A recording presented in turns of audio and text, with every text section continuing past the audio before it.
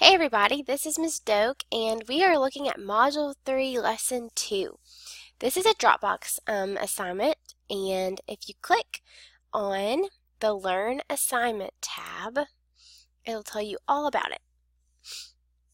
Alright, so right here, it's telling you that it's time to make your emergency plan, okay? You might be like, why do I have to do this? What's the point? The point is to have a real life connection to these technical terms that we've been kind of learning throughout this module so far. Okay, so we're going to be we're going to be reading a lot of informational text, and they're going to have all these technical terms that are real situations, but it might be a little bit confusing. So this is kind of a time to practice, kind of researching and understanding words that might not be super clear at first, but you can definitely figure out how it relates, I guess, to your life. So this is just kind of practicing for that throughout the whole module. So before you start, you're going to really kind of try to research what are potential disasters in your area. What are some escape routes that you might have in your house? Like, what are good places to escape to and to meet with your family at? Who are people to contact? Like, do you have a fire station really close to you? Do you have friends that live out of state that you can maybe call that and say, hey, we're coming to your house? Or, are there people in the area to call and ask if there are shelters open or different things like that? And then make a plan to maintain your home safety. And so you'll see in a second what that kind of looks like. So these are where you get your assignment instructions and your rubric, okay?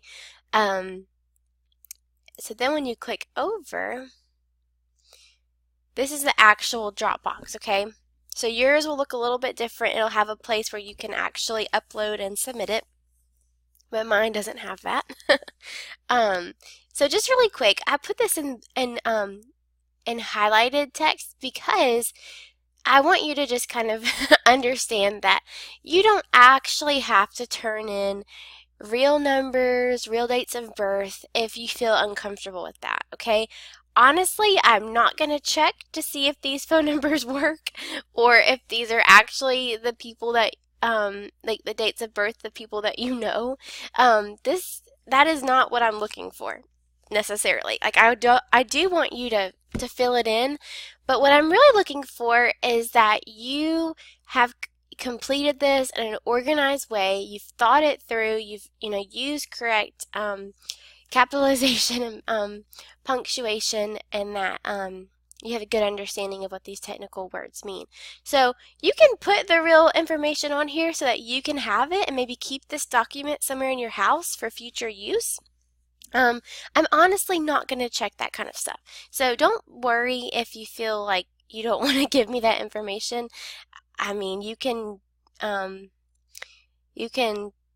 choose what you want to do with that part. All right, because I'm not going to really look into it that much. So this is the emergency plan. All right. So this is where you have out of town contact information. So you might want to sit down with your family and think of like who is someone that we could call if we needed help that doesn't live in our neighborhood, that they could help us if there's a disaster coming in our way. All right, neighborhood meeting place.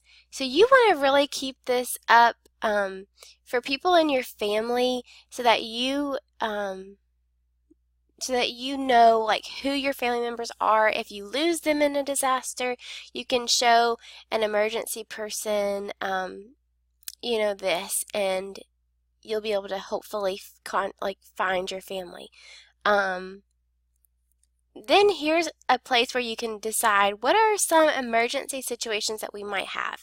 Do you live in an area for hurricanes? Do you live in an area for tornadoes?